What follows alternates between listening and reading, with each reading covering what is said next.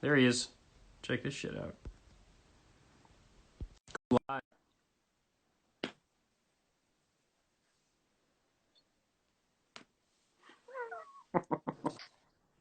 Dude, There you are. That was weird. I've never done that before. oh, you never done a live Instagram thing? No. All right. First time for everything. Yeah, that's true.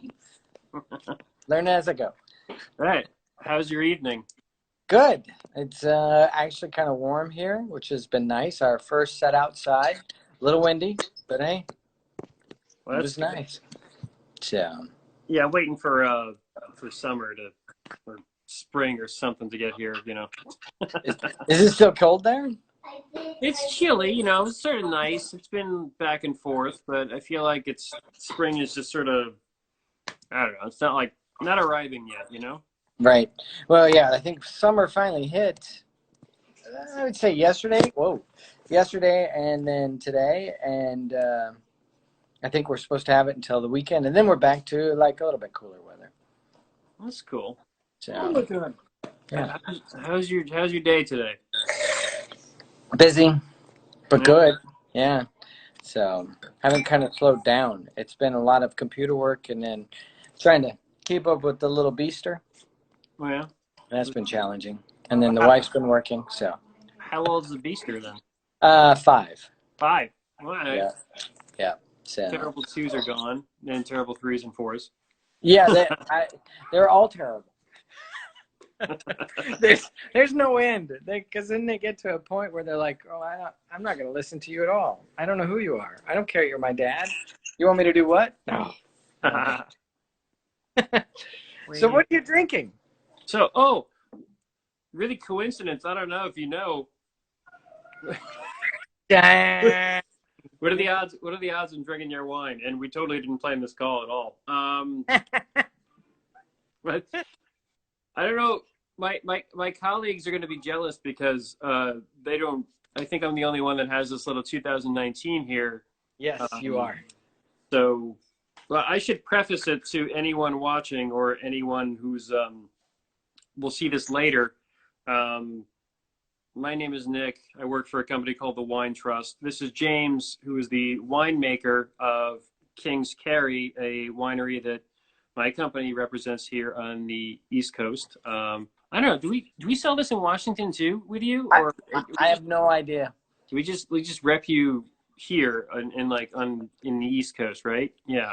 I honestly I don't know. We started that conversation and then I I have no idea if anything ever came of it. I don't know. Wait, because well, I mean, Wine Trust has your Liquid Farm stuff in Connecticut, so Yes. so Yes. we got you there. I'm always confused as to what the hell New York has. I have no So clue. New York is just King's Carey. I got you. I got you. So So, hey, before I go into this wine, though, I was gonna ask you about what is the scene out there in California. I mean, I know obviously tasting rooms are closed still or stuff, or yes. are Yes. there, you're not California's not gonna be like Georgia, right? We're like, oh, we're opening up the state. I don't know, to tell you the truth, because my wife has been dealing a lot with that, and I don't think so. I don't think we're there yet, Mhm. but I know a lot of people are getting restless, and I think it's one of those things where, and again, this is my opinion, we're not set up to just not work, produce, buy, everything that goes along with the economy. Like, we're not really set up for that. So I don't know how long this can be sustained without a lot of more problems than we're already seeing. I mean, it's California. It's expensive to live here. But then you look at all East Coast, pretty much. East, West Coast. If you live on the coast, it's expensive. I don't care where you are. And Yeah. so when everything stops, it's kind of like, well, you still have to live. You still have to eat. You still have to pay rent. You still have to pay your bills. So at what point do we go, okay, I mean, it's not sustainable. Yeah. So.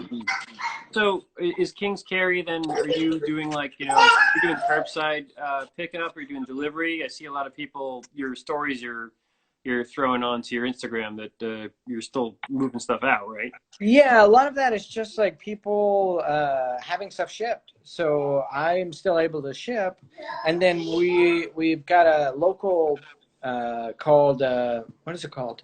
Good Morning Lompoc, and so some friends of mine, and then so they've been doing this since this whole crap kind of started, and it's basically trying to keep people realize that stuff is still happening and what's happening, whether some stuff good, some stuff bad, what can we do, why we're not able to do a lot. So just kind of keeping that out.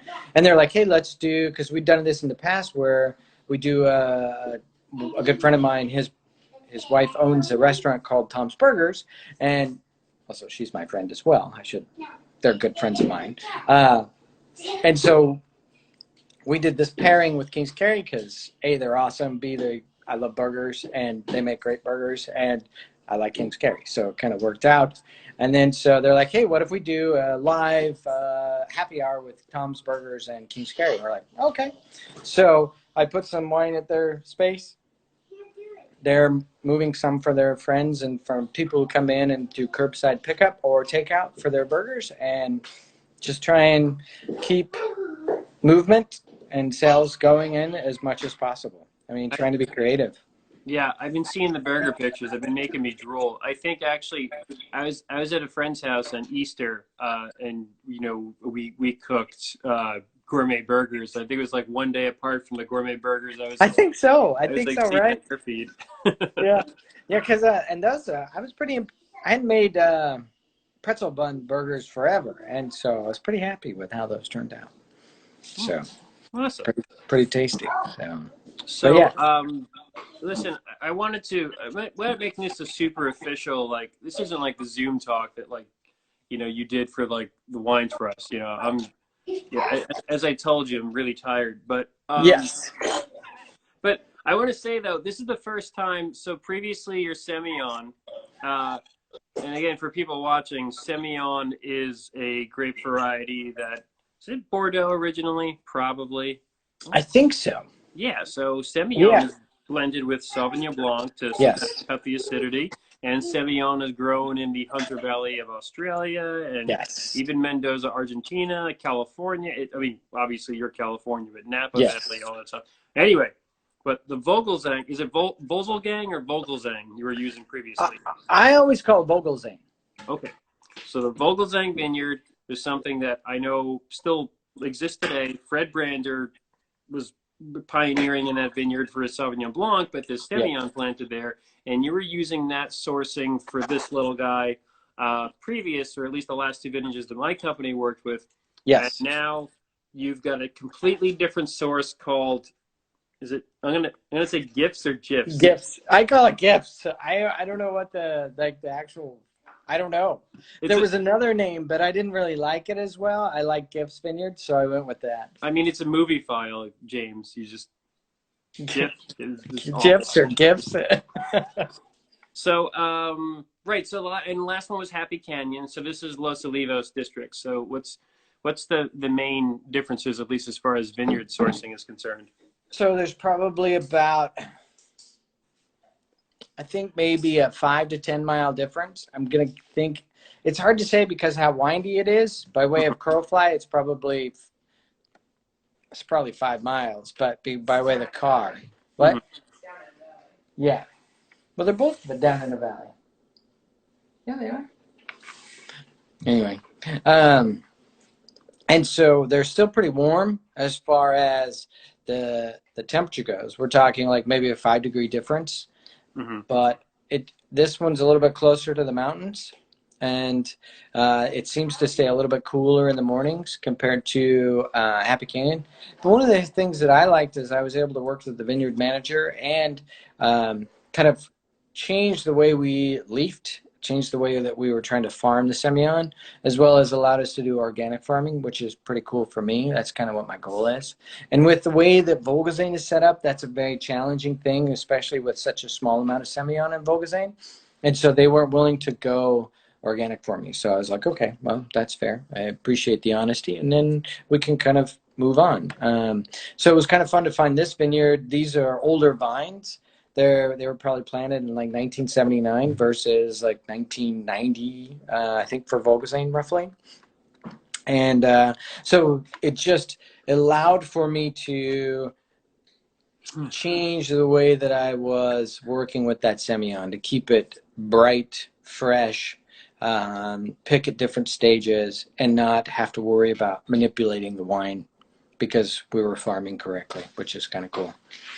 Well, I do have to say this particular.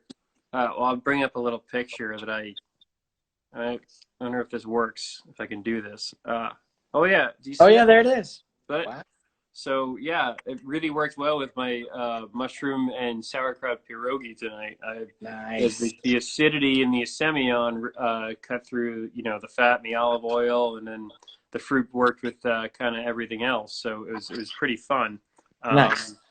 So all right, that was fun. I never did that before. Shared. That was pretty cool. So. See, two things. I've never done this before, and you've never did that. So learning something new every day. So Semillon in general, though, is something that like I fell in love with years ago. I think when last time we were chatting, we were talking about Hunter Valley Semillon, and I think the first one I ever had was like a Broken Wood, and it happened to have been like their upper end ILR like version. Oh damn! Which is 10-year-old Semillon, and you're like, this gives you the impression, oh wow, this is a white wine that's got some age. Never heard of this grape before. Well, I probably have, but haven't really known I've had it because it was blended with Sauvignon Blanc, maybe. Right. What was your first Semillon experience you ever? Was it also an Australian one too? It was. So, and I actually found. I think I found the first one. I gotta look because I'm really bad with names, but I think I found the picture that I took. I was gonna say something else. Well, and that was the other thing too is. If you had it too, it potentially could have been a lot of times sweet, which is that could have been my first one. But I'm not really into sweet wine, so I didn't really think about it much. Okay, then which one was it? But speaking of Brander, I had it from Los Olivos Vineyard, 2010 Semillon. That was pretty fun. So let's see. I think so. The Hunter Valley was. I'm bad. How do you say that? Oh, Tyrrell's. Yes, thank you. Mm-hmm. And then I also had that one, but that was also a Sauvignon Blanc Semillon blend. Wait, is that is it Margaret River? Was it? Yeah. Totally guessing, but yeah. No, that was it. Trying to think. Is it Lee Ewan? There's like 2 or 3 Margaret River like Sem Sauv Blancs that come into the market. And I just kind of forget what they are. I don't know. That's cool though. You ever one of my Somm oh yeah. So I got to have this one too. It's the Reserve Hunter Valley Semillon 2007. Wow. Yeah, that's a killer producer as well. And yeah, that was fun. So let's see, I was going to say, all right, this is because I'm so tired. I was going to go, those word clouds they put out where you can put in a bunch of words in like, it's like a word cloud generator. You can put an essay or something, and then you hit play, and then, I'll send it to you. It's really fun. Anyway, for people that are watching and want to know what Semillon is, there are just certain words that come to mind. And one is acidity, another one is custard, another one is lemon lime, another one is, oh man, what else is Semillon about? It's pure texture a lot too. It's almost like sake sometimes. It's a very textural wine. Yeah. So, and it depends on again how it's made and how late it's picked, how early it's picked. So I find and what do you think for texturally as far as waxy goes with this one? For like if we were talking 18, I would say okay, that's a little bit more classic style of what I would expect from California. But this guy, just because of the way that we were farming, and I felt like I was hitting a little bit closer to what I was shooting for, where it was a little bit more focused and a little bit less of that waxy, almost like that 17 with that ripping acid, a little bit less of the waxiness. This has that ripping acid, but a little bit lower alcohol, a little bit more focused. At least when I had it too, it was also pretty shut down, which I was excited about. So Well, I agree. I remember the seven. Well, I mean, I've only had 17, 18, and now 19.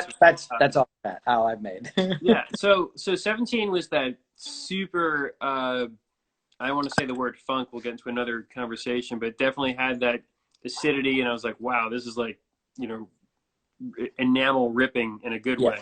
Yeah. And then the 18 was a little bit more expansive and open. I think even a touch floral if Semillon can go that way. And then the 19 here is very open. And you're right, it's not waxy, but it definitely has the richness and mouth coating properties, which is what I really dig about Semillon in general, Yeah. And even right now I know, I feel like I get a little faint sort of like green herb sort of quality that I think would come out in a couple of years, and then maybe pair with like a killer pesto or some sort of weird dish or something. Right. And I mean, like, so 17, I was, cause I'm not really into, like burritos and things like that. Thanks, Lo-Fi. Sorry. Yep. I got nice. Thumbs up. Stuff from Lo-Fi One. That's awesome. Love those guys. But I found that 17 works really well with a spicy burrito, which I was shocked about, because typically I don't drink wine with Mexican food. It's just not really what I do. But I was happy to see that, which is kind of fun. So I think that as that ages, I think we're going to see like that ability to age for a long time and just have this fun wine 20 years down the road. So it's still fun now, but more fun in 20 years. Yeah, super psyched to see what they do in that time. Aside from Hunter Valley, Australia, any other great regions of the world where you tried pure Semillon, you were just like, holy shit, this is awesome?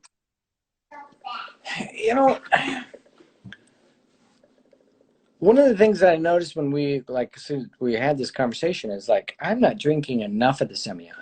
And so unfortunately, a lot of the places that I found, and again, this is my lack of knowledge because I don't have access to a lot of different wines easily to grab. I'm in a place where we have a ton of local, but not a lot of imports. Yeah. And so Hunter Valley is kind of the only one that I've noticed as far as like that single varietal. A lot of other places just blend it. And so it's hard to find, at least for me, it was hard to find, and it is hard to find that single varietal Semillon without being blended with Sauvignon Blanc.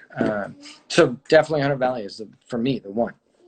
So in your state alone, there are two others that I had before yours. One was Kalen Cellars up in Liverpool. Oh, he's got a facility in Novato, but his Semillon and his Chard and his Pinot, they're all like 15 years age before released or something. Wow.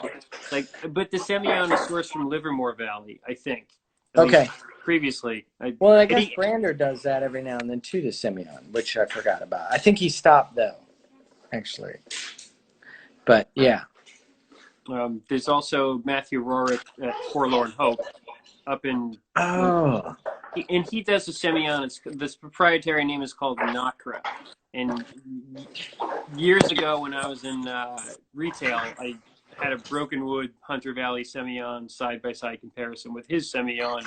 But then I've had Semillon from Argentina, Mendoza. There's a producer called Ricardo Santos that does a pretty cool Semillon.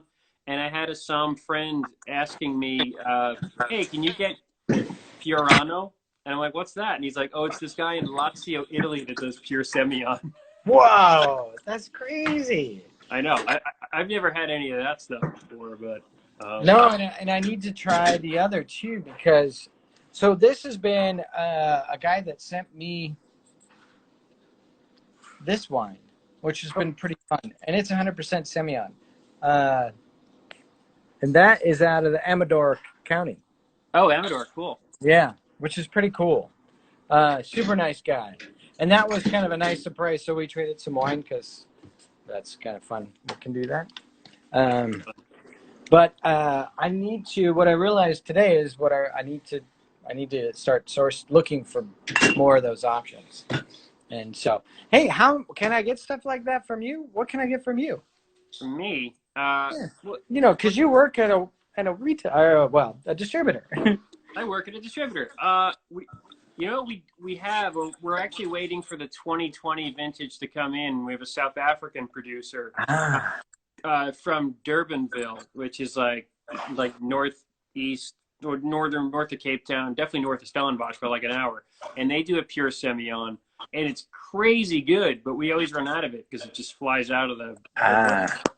ah, It's probably been delayed at this point because the South African ports are shut down. right. But yeah, we'll get that one in. And I thought we had a third Semillon, which is weird. Actually, one of our other producers in Stellenbosch, Botanica Winery, Ginny, she does a pure Semillon too, but we've never gotten it into mass. But it's in Rhode Island. I can probably sneak it out for you. No, that'd be cool. I need to try these just for fun. So, I mean, that's the other thing too, is I've noticed too, because my day job is Liquid Farm, I do tend to spend more time drinking Chardonnay and Pinot, just so that, because I make a lot of that, and I want to keep that kind of fresh. So it was kind of a good realization having this conversation with you, like, oh, I really should rethink that just a little bit. So it's been good. Very cool. I wish I had more experience with Liquid Farm, only because I don't get it in mass. No, I know. That goes to another company. I know, yeah. But I'll eventually. I mean, technically, I can sneak some out, I suppose. But That's true. That's true. You probably could, yeah, or we can figure something out. I'm sure. Yeah, yeah. I mean, it's still just the Chardonnay, Golden Slope. I forget the other vineyard you're doing there. So White Hill, so they're all blends. Okay, right. White Hill, Golden Slope, and then Santa Barbara County Pinot, and then a couple single vineyards: Radian, Sanford and Benedict, and then Spear. So Spear. Okay, is that where you got the relationship from? Then to go and get the Grenache when you started King's Carey. well, it was kind of because I started King's Carey before that. Oh, you did. Yep. So I started that in 2014, and then in 2016, was able to kind of with Liquid Farm and Kings Carey jump in on the Spear Vineyard. So Yeah, I see. By the way, the 17 is nice. I think you gave. Do I have it? You gave me a 17 Grenache, I think. I think so, right? Just to Yeah, see what you thought. I think it's good. I still think it's kind of young. I think the 16's still in a wonderful spot, still with a lot of vibrancy. And the 17, I think I had the 17. I popped it when I drank it with some friends, but I really should have decanted the crap out of that thing. It is. It's tight, so it doesn't want to let go. Yeah, for as fresh and open and delicate as your Grenaches are, they are also got a lot of power behind them too. It's just your wines are sneaky. I will say that. That's good. I think it's my personality. I'm short, but you don't ever underestimate me. Oh man, I love wine sayings. This is actually I'll bring it up only because this is funny. First wine job I ever got. There's this guy Laurent from Bordeaux I was working with. And I didn't get it at the time, but he said, "Nick, let me tell you something." And this doesn't go for all American wines, but he said he's like, American wines are like prostitutes; they come on strong and leave early.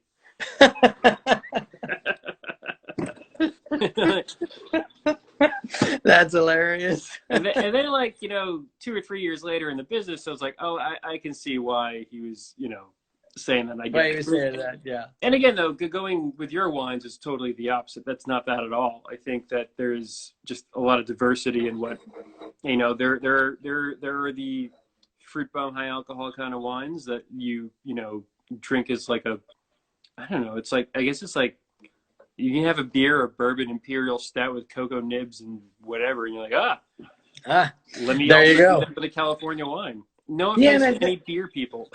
Yes. Yes. And I think that's kind of the thing. There's a time and a place for almost anything. it just kind of depends on your, who you're hanging out with, what you're eating, what you're doing, what your mood is.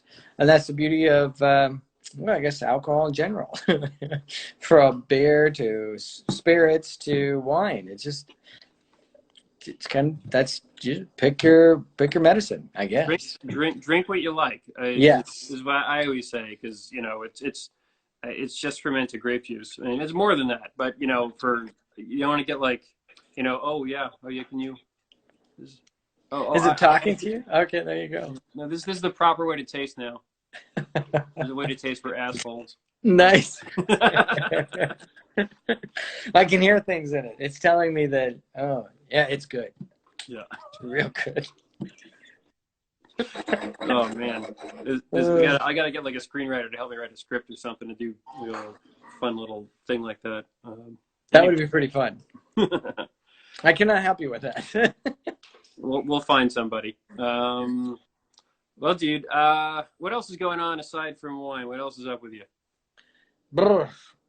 Boy, that's wine is about all I do, which is, I guess, pretty sad. But I mean, sad. It is what it is. Yeah.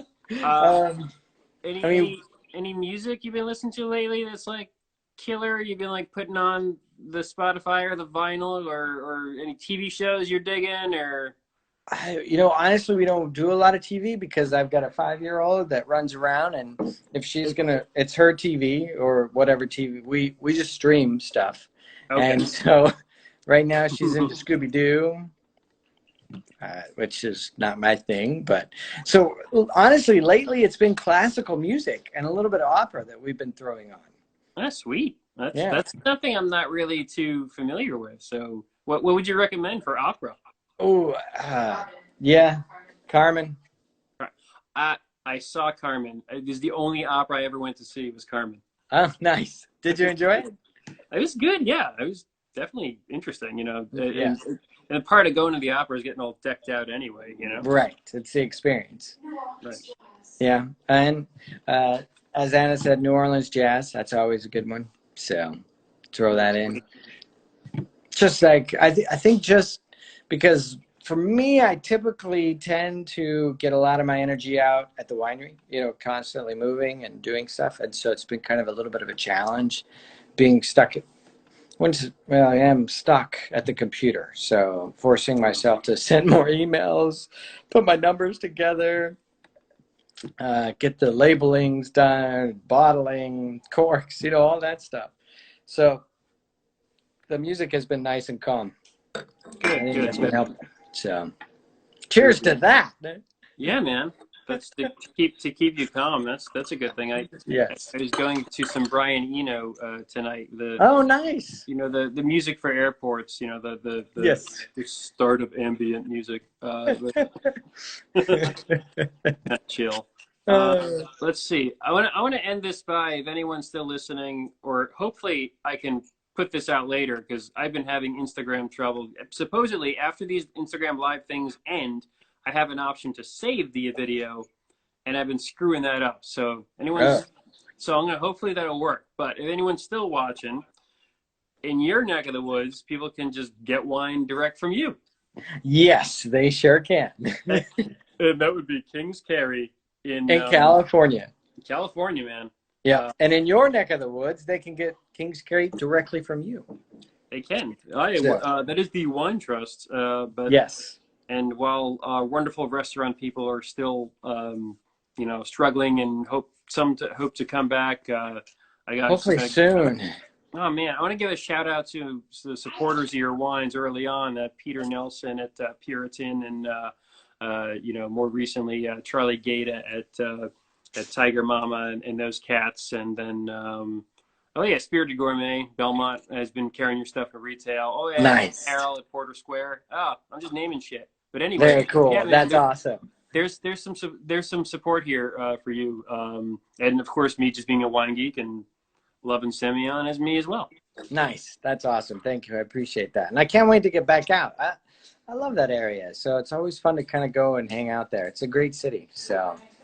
Yeah. I got to come and swing through Lompoc where you are, because I drove out there on my first California trip in 2003, and we drove by the penitentiary, and we were just like, "This is cool. There's vines here. There's a big jail here. This is Yeah, fun." it's so weird. And right now, that's the biggest hotspot of our coronavirus. It's so Oh, weird. So, but yeah, it's kind of a funny place. So good old Lompoc. So dude. it's a great place for us to make wine and to kind of grab everything in that we need from the surrounding areas. So it works out wonderfully. So can't complain. But yeah, when you're in the town, you got to come and see me. You didn't last time. But I was all the way up in like Sonoma. Hey, that's like a 6-hour drive.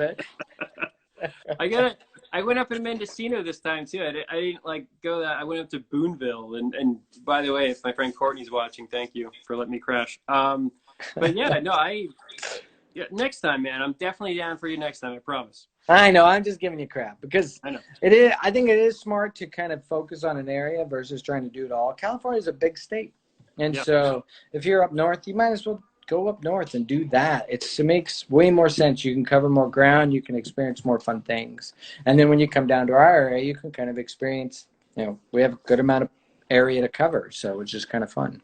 So, Post show. yeah, cool, man. Well, thank you so very much. And Thank always. you, sir. I'll catch you offline. This was cool. All right. Yes. Pleasure. Thank you. I'm glad you're enjoying the wine. Yeah, And thanks for pushing King's Carry for me. I appreciate it. anytime, dude. Talk to All you right. soon. All right, my friend. We'll talk soon. Bye. Bye.